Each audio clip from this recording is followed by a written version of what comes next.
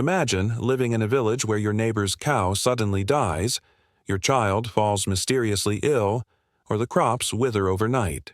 Who is to blame? Nature, chance, or perhaps the woman down the road who always walks alone, whispers to herself, and never quite fits in? For centuries, suspicion like this could be enough to condemn someone as a witch. The story of witch hunts isn't just about superstition. It's about fear, power, and how entire societies convinced themselves that invisible forces were at work. In ancient times, magic wasn't always evil. Egyptians used spells to protect tombs, Romans carried charms to ward off bad luck, and Norse sagas told of wise women who could predict the future. But with the rise of Christianity, anything magical outside the church became dangerous. Magic was no longer just curiosity, it was recast as the devil's work. By the late Middle Ages, fear of witches grew into a cosmic battle between God and Satan.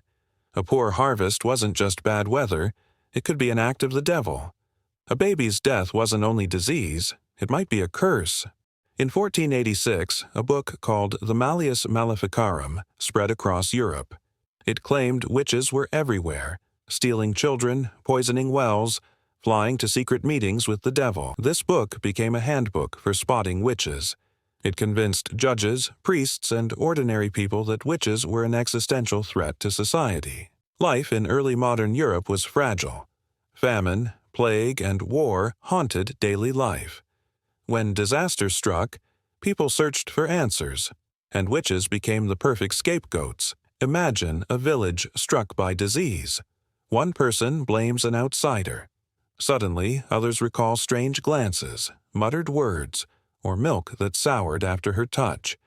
Fear spread faster than the sickness itself. Most of the accused were women, often older, widowed, or simply different. In a society where men held power, women who stood outside traditional roles were easy targets. But men were not immune. In some towns, anyone who disrupted the peace, challenged authority, or simply stood out could be accused of witchcraft. Confessions were often obtained under brutal torture. People admitted to impossible crimes, flying at night, causing storms, dancing with the devil. Fear made the unbelievable seem true, and once one person confessed, they often named others. Friends, neighbors, even family were dragged into the spiral. A single accusation could spark an avalanche. Between the 15th and 18th centuries, tens of thousands were executed across Europe. Some towns were almost wiped out by mass hunts. Würzburg, Germany, became infamous. Hundreds, even children, were accused and executed in waves of terror that engulfed the town. To the people at the time, these killings weren't senseless. They believed they were fighting holy wars, purging their communities of Satan's servants. But the fear of witches wasn't confined to Europe. It crossed the Atlantic with colonists, taking root in the New World. In 1692, the Puritan town of Salem, Massachusetts, erupted in hysteria. A group of young girls claimed to be possessed, and soon the community was gripped by fear. Over 200 people were accused and 20 executed. Salem became the most famous witch hunt in history, a warning of how paranoia can devour a community. Yet even during the height of the hunts, not everyone believed. Some judges, scholars, and priests began to question the madness. They saw how torture created false confessions, how the evidence was built on fear, not fact.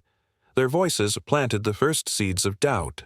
As the Enlightenment dawned, science and reason slowly replaced superstition.